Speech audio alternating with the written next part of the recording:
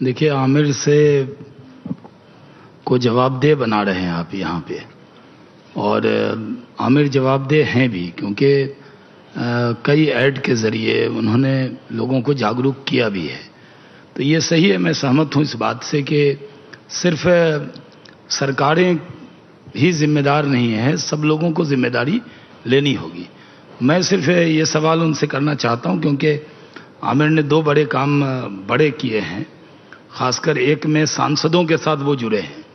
मैं तो क्योंकि एक युवा सांसदों की एक टीम थी जो 2 लोकसभा से काम कर रही थी जी, और उसमें अलग अलग पार्टी के सांसद आमिर से जुड़े जी, और हम सब लोगों ने मिलकर, हमारी इमेज ये रहती है कि हम आपस में लड़ते हैं, झगड़ते हैं, लेकिन एक कंस्ट्रक्टिव पार्ट आमिर ने खुद देखा है जुड़कर। जी, और हमने कुपोषण को नेशनल एजेंडा चंद सांसदों ने अलग अलग दल के राजनीति से ऊपर उठकर बनाया और उसको इम्प्लीमेंट करके दिखाया।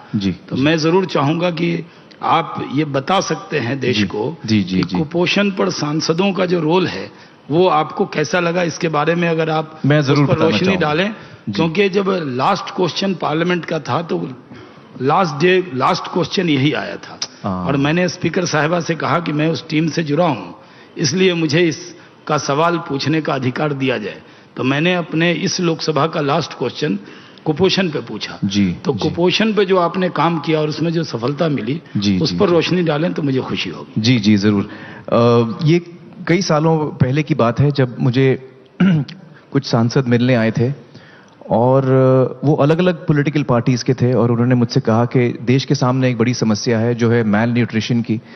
कुपोषण का जो इशू है, ये बहुत बड़ा इशू है हम सब के लिए, और हम पॉलिटिकल पार्टीज का जो भी अंतर है उसको अलग रख के हम एक साथ एक प्लेटफॉर्म में आ रहे हैं ताकि हम इस इशू को एड्रेस कर सकें। और हमें आपकी इसमें मदद चाहिए क्योंकि इसमें लोगों तक ये बात पहुंचे, ये बहुत ज़रूरी है। तो शुरू में तो शाहनवाज जी मुझे लगा शायद आप लोग ऐसे ही बोल रहे हैं वाकई आप लोग करेंगे नहीं करेंगे, लेकिन आप लोग एकदम अपने बातों पे खरे उतरे और वाकई आखिर तक आप लोग एक साथ ही रहे इस मुद्दे पर। और मुझे खुशी है कि उसके बाद हमारा बहुत बड़ा कैंपेन चला इसको लेकर, जिसका मैं एक हिस्सा बन पाया। प्रधानमंत्री जी से भी हम लोग सब मिलने गए थे, मैं भी साथ चला था सभी सांसदों के। और ये यकीनन एक बहुत ही गंभीर मुद्दा है हम सबके सामने। करीबन almost 1 in every second child, करीबन 2 में से 1 बच्चा कुपोषण का शिकार है। और कुपोषण ऐसी चीज है जो नजर नहीं आती, तो उसको टैकल करना बड़ा मुश्किल है क्योंकि एक तो पता ही नहीं लोगों को कुपोषण क्या होता है। खैर पूरा मैं कैंपेन आपको यहाँ नहीं समझाऊंगा, लेकिन मुझे बड़ी खुशी हुई थी। आप बिल्कुल सही कह रहे हैं शाहनवाज जी के, जिस तरह से आप लोग सब एक हुए और इस मुद्दे को आपने टैकल किया। हम देश के लोग यही चाहेंगे कि जिन लोगों को हम चुनते हैं संसद में आने के लिए वो एकजुट होकर मिलकर देश की समस्याओं का सामना करें, यही हम उम्मीद रखते हैं आपसे। मैं आमिर साहब से कहना चाहूँगा कि पॉलिटिशियंस के बारे में उन्होंने जो बात कही और दूसरा उन्होंने कहा कि लोगों को अपनी जिम्मेदारियां समझनी चाहिए।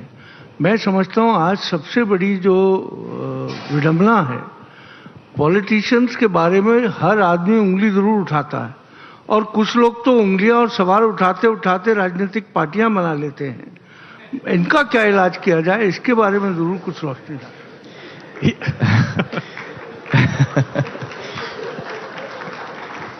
देखिए मुझे इसमें 2 चीजें कहनी है।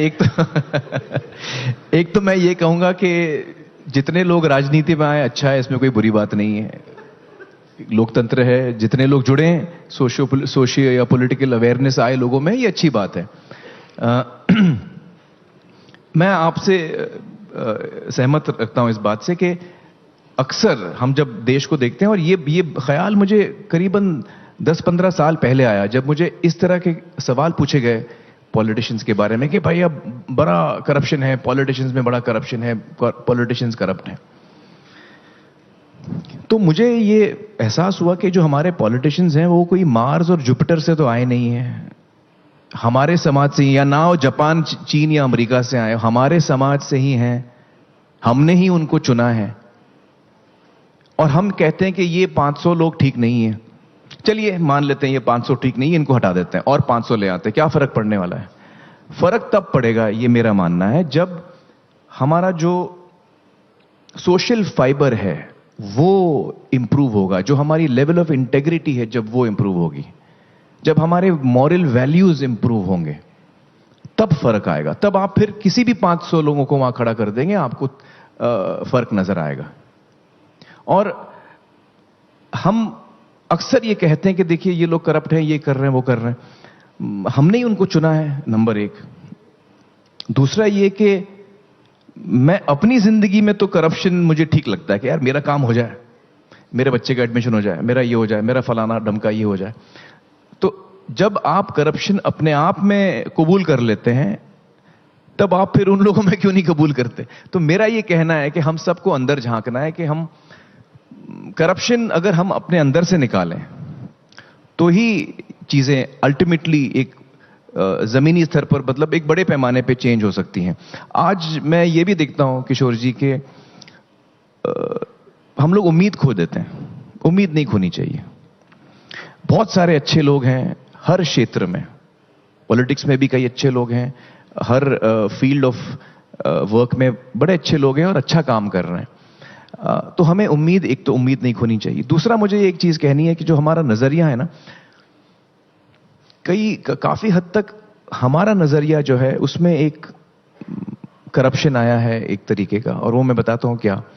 ये कि एक जमाने में जो हमारे लिए विलेन होते थे, जो खलनायक होते थे हमारे लिए, जो उनकी क्वालिटीज होती थी कि वो गलत काम कर रहे हैं, बल का गलत प्रयोग कर रहे हैं, संवेदनशील नहीं है, सेंसिटिव नहीं है, नेक नहीं है, उनके इरादे ठीक नहीं है, ये जो जितनी क्वालिटीज बहुत ज्यादा कनिंग है, सेल्फिश हैं, अपना काम करके आगे बढ़ रहे हैं, इस किस्म के लोग हमारे आज नायक बन गए, वो हमारे हीरोज बन गए।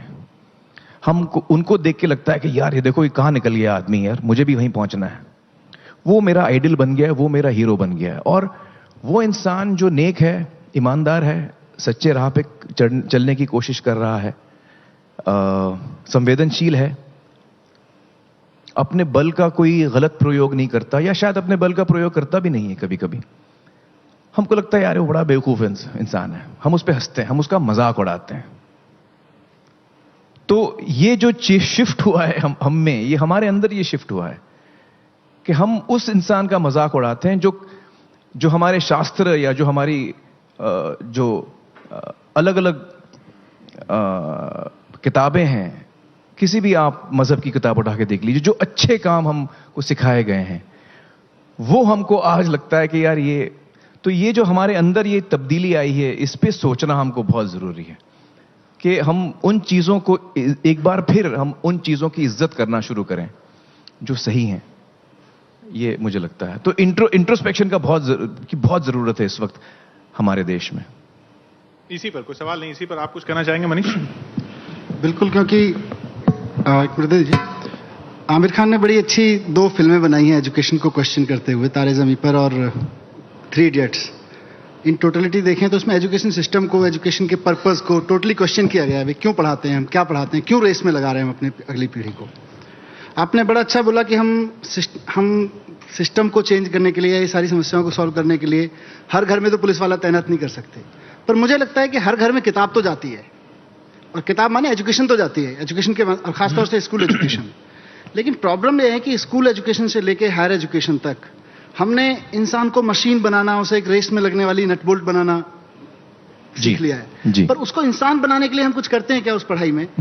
और जब तक वो नहीं करेंगे, वो अच्छी मशीन बन सकता है, पर वो अच्छा इंसान कैसे बनेगा? और मैं सिर्फ इसलिए क्योंकि यहाँ जो डिबेट चल रही है, आप भी बोल रहे हैं लगातार उस पर कि साहब जब भी समाज क्वेश्चन उठाता है, साहब पॉलिटिशियंस ऐसे हैं, तो पॉलिटिशियंस की तरफ से क्वेश्चन उठाता है साहब समाज ही ऐसा है। तो it's like chicken and egg, उसको ठीक कहां से करना है? मुझे लगता है ठीक करने की जरूरत तो है, और एजुकेशन के बिना शायद इस धरती पे इन समस्याओं को हल नहीं किया जा सकता। एजुकेशन में भी मैंने से एजुकेशन सबको कहा एबीसी सिखा दीजिए, उससे नहीं होने वाला है। मॉरल एजुकेशन नहीं, मॉरल में आपको एजुकेशन का कंटेंट चेंज करना पड़ेगा। प्रॉब्लम यह है कि मॉरल एजुकेशन की किताब तो हम रख लेते हैं, बाकी सारी फिजिक्स केमिस्ट्री उसको रेस के लिए, मशीन बनने के लिए लगाए रखते हैं। तो मॉरल एजुकेशन भी क्या करेगी बेचारी, एक पास हो जाता है वो। जी, आप सही कह रहे हैं। एजुकेशन आप बिल्कुल सही कह रहे हैं, बहुत जरूरी है। और जो मॉरल साइंस का एक हमारा क्लास होता है, वो अभी अहमियत खो चुका है। और जो हमारे मॉरल वैल्यूज हैं जो हम बच्चों को सिखाते हैं वही वो सीखते हैं। और बच्चों पर बड़ा असर पड़ता है घर से, स्कूल से। ये दो जगहें हैं। घर पे हम बच्चों को बोलते हैं अरे बेटा झूठ मत बोलना, और खुद हम झूठ बोलते हैं। और वो देखता भी है हम झूठ बोल रहे हैं।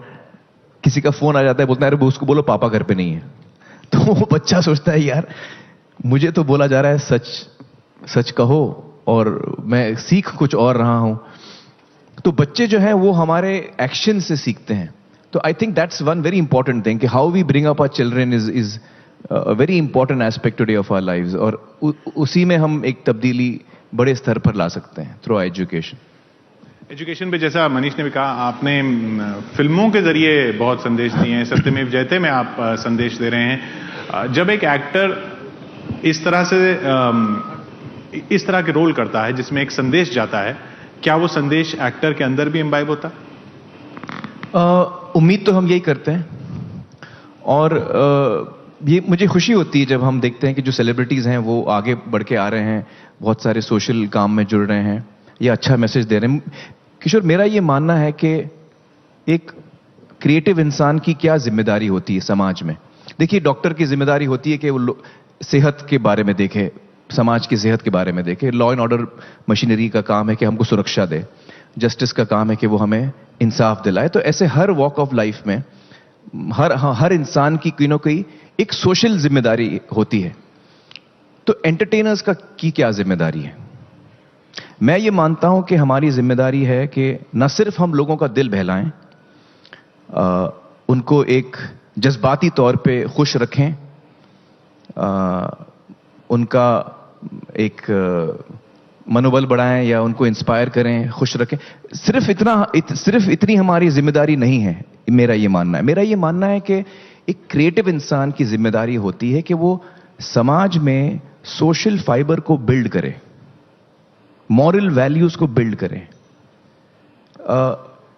The responsibility of a creative person is to bring grace to society. जैसे आप पोएट हैं या आप म्यूजिशियन हैं या आप एक्टर हैं या अलग अलग लोग हैं क्रिएटिव फील्ड्स में, उनकी ये सोशल, उनका कंट्रीब्यूशन ये होता है समाज की तरफ कि वो समाज में जो मॉरल वैल्यूज हैं उसको बिल्ड करें, समाज को तंदुरुस्त बनाएं इस तरीके से। And I think that is a very important responsibility that creative people have, you know, and I take that very seriously. Dibang भी हमारे साथ मौजूद हैं, वरिष्ठ पत्रकार। दिबांग, आपका आमिर से सवाल। देखिए, आमिर खान के होने का फायदा और मजा यह है कि आप उनसे सवाल पूछ सकते हैं और हर सवाल का जवाब उनका, जो फिल्मों के बारे में कहा जाता है कि हटके है, हटके ही होता है। मैं आपसे ये सवाल पूछ रहा हूं कि इस बार करीब 81 करोड़ मतदाता होंगे, जिसमें साइजेबल नंबर यानी करीब 15 करोड़ नए फर्स्ट टाइम वोटर्स हैं। 15 करोड़ नंबर आमिर इसलिए भी बहुत इंपॉर्टेंट है क्योंकि अगर 2009 के चुनाव को देखें, जो पिछला चुनाव था, उसमें कांग्रेस पार्टी को सिर्फ 11.9 करोड़ वोट मिले थे, उनको 15 करोड़ वोट नहीं मिले थे। बीजेपी को देखें, 7.8 करोड़ वोट मिले पिछले चुनाव में 2009 में टोटल वोट्स मिले, टोटल वोट्स। और इस दफा 15 करोड़, इस बार 15 करोड़ तो फर्स्ट टाइम वोटर्स हैं। ये वो लोग हैं जो पहली बार वोट करेंगे। ये वो देश है जहां 35 साल से कम के 65% लोग हैं जी, 25 साल के कम के 50% लोग हैं। बहुत सारे आंकड़े मैंने उछाल दिए। आप ये जो नए वोटर्स हैं, आप ये तो नहीं बताएंगे कि मुझे लगता है कि किस पार्टी को वोट दें, पर वोट डालने से पहले एक तो वोट जरूर डालें, वोट डालने से पहले क्या देखें? देखिए, एक तो मैं इनसे कहूंगा कि वोट जरूर डालें। दूसरा, मैं उनसे ये कहूंगा कि सोच समझ के वोट डालें। और वोट डालने से पहले मेरा एक ही उनसे रिक्वेस्ट होगी, मैं एडवाइस तो क्या करूं, मैं उनको एक रिक्वेस्ट कर सकता हूं सारे यंगस्टर्स को कि हमारे जो एंसेस्टर्स हैं, उन्होंने एक सपना देखा था हिंदुस्तान के लिए। आजादी की लड़ाई उन्होंने लड़ी और उनके मन में एक सपना था, उनके दिमाग में, एक दिल में एक सपना था। और वो सपना जो है वो हमारे लिए लिख के छोड़ गए हैं, कहीं हम भूल ना जाएं। जो संविधान है उसका जो पहला पन्ना है, जो प्रिएम्बल है कॉन्स्टिट्यूशन का, वो उस सपने को एम्बॉडी करता है।